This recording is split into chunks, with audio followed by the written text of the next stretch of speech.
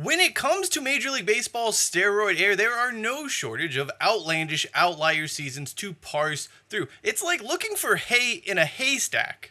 Brady Anderson's 50-homer campaign with the Baltimore Orioles obviously springs to mind when you think about baseball in this time. But there are countless other seasons, countless other campaigns that just quite frankly do not add up. As I was researching for a video on Oakland A's catcher Terry Steinbach and the ridiculous numbers he posted in 1996, I stumbled across a season even more mind-boggling. And it came from a pitcher. While there is so much focus on the hitters of this era, now it's time to look at the other side of the equation. I am Cheyenne Hollis, this is the Touchback, and today we have the most absurd season of baseball's steroid era, and best of all, it came from a pitcher.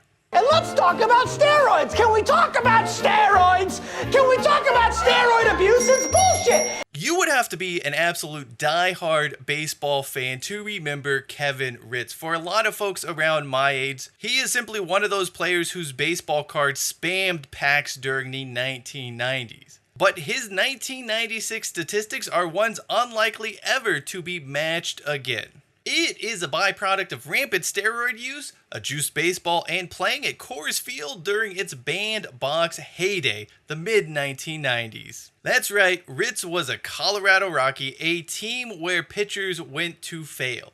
With this information, it will come as no surprise to learn that Ritz led the National League in earned runs allowed in 1996. Some of that obviously related to playing home games at Coors Field, but in the case of Ritz, not all of it.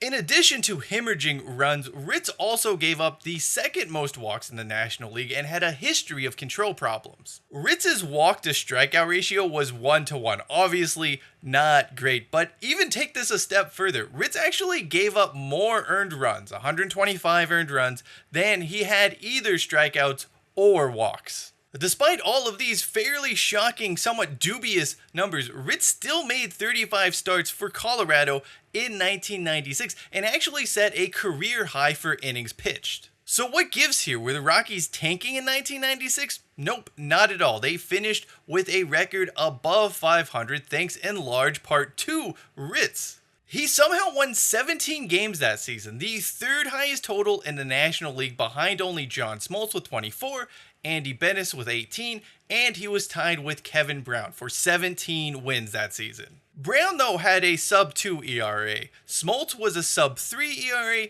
and then you had Bennis with a sub-4 earned run average. Strong numbers for what was an overpowered offensive season where bloop singles were turning into home runs, and guys who couldn't hit the broadside of a barn with their bat somehow mustered 20-plus dingers. Even when you factor that in, Ritz's 5.28 earned run average for 1996 doesn't exactly scream 17-game winner. His ERA was also pretty middle of the road for the Rockies pitching staff in that campaign. Armando Reynoso started 30 games and had a 4.96 ERA. Jamie Wright was 4.93 in 15 starts. Several Colorado relievers sported earned run averages around 4. Yeah, the pitcher's performance was slightly better than the mean, but it's not like he was the best pitcher on this staff in 1996. Yet no other Rockies pitcher who started more than 10 games finished with a winning record. Meanwhile, Ritz was 17-11. When you take a step back and you look at the body of work here, Ritz was somehow one of the National League's best pitchers while being among its worst. A major reason for that is run support. Ritz received an almost laughable amount of run support in 1996, 6.5 runs per game. In fact, the Rockies would score 11 or more runs in 7 of his starts that season.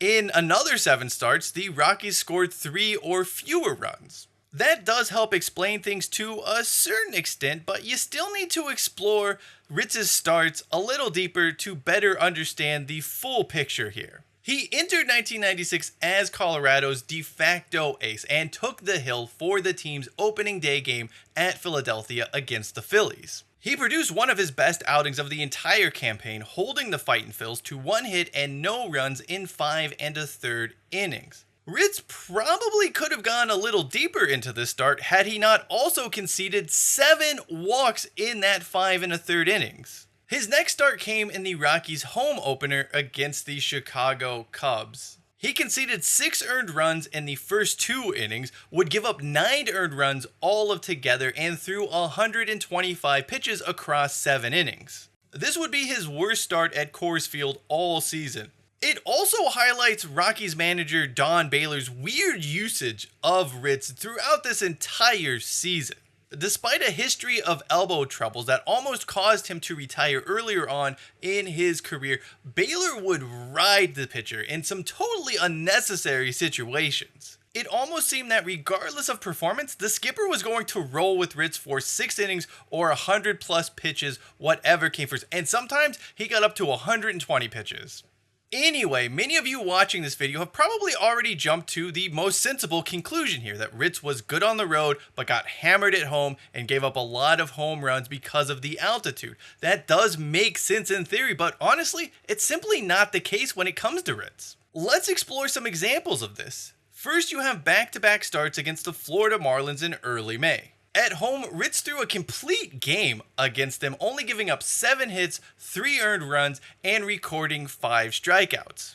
A little while later in Florida, he gave up 7 hits and 4 earned runs with 1 strikeout across 7 innings. Then you have a stretch in late June, which really just doesn't make any sense given everything we know about Coors Field in the mid-90s. The pitcher gave up 1 earned run in a 7-inning victory at home, went on the road, was shellacked by the Phillies in Philadelphia, and then came back to Denver and threw a complete game gem against the Dodgers. There were moments throughout the entire 1996 season where it looks like Ritz is somehow performing in some weird bizarro world. That even comes to further light when you look at the 3 starts in which he gave up the most earned runs in that year. The pitcher allowed 7 or more earned runs in a start on 3 different occasions. 1 came at Coors Field, 1 came at Riverfront Stadium, and the last was notoriously pitcher-friendly Candlestick Park. At home in 1996, Ritz had a record of 8-4. On the road, his record was 9-7. Going down and looking some of the other splits, there's a lot of interesting stuff here. Ritz had a 5.93 home ERA and 4.65 on the road. Neither figure is particularly good even by 1996 standards. When you dig around a little deeper though into the numbers and just what Ritz was doing, things get even more peculiar. Ritz threw 2 complete games that season and both were at Coors Field. He also had more strikeouts and fewer walks in Colorado despite only throwing 4 more innings away from home. The more and more I look at Kevin Ritz's season in 1996, the more I study it, the more absurd it becomes. Nothing about this makes any sense. Like, even in that 1996 era, even with everything that was happening, even with Coors Field, this is just absurd. The most earned runs allowed in the National League, the second most walks conceded, and yet you have a guy who was 3rd in wins on the senior circuit. Just wild. There's no way anyone can justify what happened here with Kevin Ritz. Now, some may say dude was a little lucky that season, and maybe that is the case. Then again, if there was one guy who deserved a little luck, it was certainly Ritz, who had a hell of a journey even to get to that point in time. He was selected in the 4th round of the 1985 MLB draft, but was wildly inconsistent in the minor leagues. Despite boasting some incredible arm talent that had scouts drooling, he just could not find anything resembling consistency. It baffled just about everyone in the Detroit organization. It wasn't a talent problem, it wasn't a mechanics problem, it was a mental block, something that Ritz has gone on to state as well. No one could help figure it out. No one could fix him mentally to make him a more consistent pitcher. Eventually, though, he did show some signs of improvement, and the Tigers gave him a shot with the big league ball club in 1992, but that would be cut short due to an elbow injury. A few months later, and Ritz would be left unprotected for the expansion draft, where the Colorado Rockies would select him. He went to spring training with the club, but again showed no consistency whatsoever. The team wanted to option him down to AAA, but as a vet, he decided to refuse the assignment and became a free agent. Ritz would sign with Cleveland, but that deal was voided after a failed medical. He would undergo surgery and was out of baseball altogether for the 1993 season. He found himself back with Colorado in 1994. He began that year with their AAA affiliate, put up some really good performances, and eventually received a call-up with the big league team. It was a good showing for Ritz, but not for Major League Baseball, as the strike curtailed the entire season before it could come to an end. The following season, with the strike a thing of the past, Ritz put together what was undoubtedly his best season, if not maybe from a wins and losses perspective. From an actual pitching perspective, Ritz was better in 95 than he was in 96. He was named Rockies Pitcher of the Year, and while his 11-11 record may not catch the eye, his 4.21 ERA was legendary by Coors Field standards. Beyond that, his 120 strikeouts to 65 walks was far better than what he would post the following season. So yeah, 11-11 may not look that great on paper, but let's also not forget he received 2 fewer runs in support that year. Even if you want to say his 1996 season was a fluke, and I think there's some justification to that. If anyone deserved a fluke, if anyone deserved a little luck, it was certainly Ritz, who had to fight and claw just to get into that position to be with a Major League Baseball team at that point in time. Yeah, you know, Kevin Ritz's 1996 numbers, they're absurd. I've already said it. It just doesn't make any sense. Then again, though, that was kind of baseball in this point in history. Just nothing really made any sense.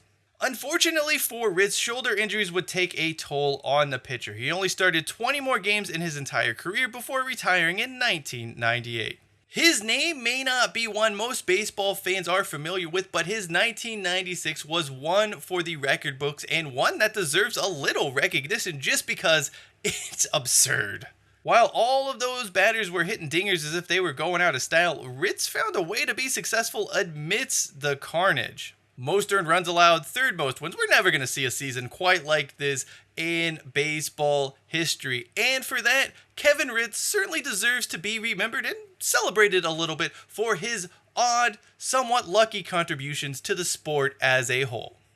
Thank you for watching this video. If you'd like to know more about what happens when Major League Baseball owners get a new stadium, well, take a look at the video in the upper right-hand corner of your screen. Until next time, I am Cheyenne Hollis. This is The Touchback, and as always, hashtag take it out to the 25. Can we talk about steroid abuse? It's bullshit. It's ruining the game. It's ruining it.